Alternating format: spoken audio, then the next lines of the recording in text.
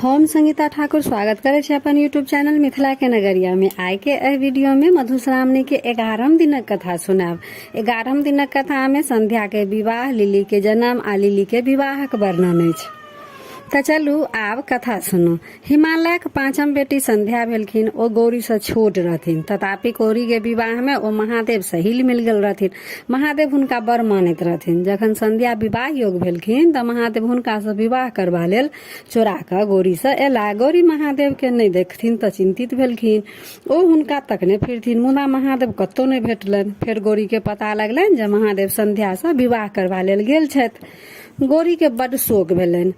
ओ काना लगली। कनैत कनैत शरीर से घाम चलऽ लगलनि। घाम चलला से देह के जे मैल छूटऽ लगलनि तो ओ मैल के जमा क लेलखिन आ एकटा सांपक आकार बना क ओकरा बीच बाट में राखि देलखिन। जखन महादेव विवाह क के घुरला त देखै छथिन जे गौरी हबो ढकार भ क कानि रहल छथि आ बाट पर माटिक सांप राखल अछि। ओ ओहि मैलक सांप के प्राण द देलखिन। ओ सांप लहलहाए लागल। महादेव गौरी से कहलखिन, अहाँ किया कनै छी?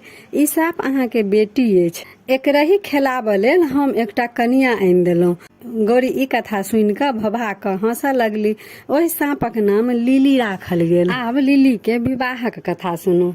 नाहर नामक एकटा राजा ओ तैंत नामक रानी रहथिन। हुनका 100 बेटा रहन। बरसी जेठ आ चनाई हुनका से छोट बेटा रहन। बरसी नौकरी लेल महादेवक ओतऽ एला। महादेव के एतऽ एकटा बेटी लिली रहन। हुनका एकटा नौकरक खगता रहन। महादेव बरसी के नौकर राखि लेलखिन। एक दिन महादेव बरसी से कहलखिन, लिली के धर्म कुंड में स्नान करा देबनि आ सोहाग कुंड में अंगूठा डुबा देबनि। बरसी के सुनबा में धोखा भेलनि। ओ उल्टे क देलखिन। धर्म कुंड में अंगूठा बोरा देलखिन आ सोहाग कुंड में नहा देलखिन। तै हेतु लिली के सोहाग त बड़ पैघ भेलनि, मुदा धर्मक लेस मात्र नहीं रहलनि।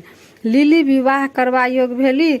बड़ ताकऽ लागल त लिली जखन सुनलखिन त ओ कहलखिन, हमरा लेल बड़ तकबाक काज नहीं अछि, हम बरसिए से विवाह करब। बरसी संग लिली के तब विवाह भेलनि। त यह रहे 11 दिनक कथा। त वीडियो केहन लागल? नीक लागल त लाइक शेयर सब्सक्राइब जरूर क लेब। त फेर उपस्थित होइ छी एकटा नया वीडियो के संग। ताबे तक जय मिथिला, जय मैथिली।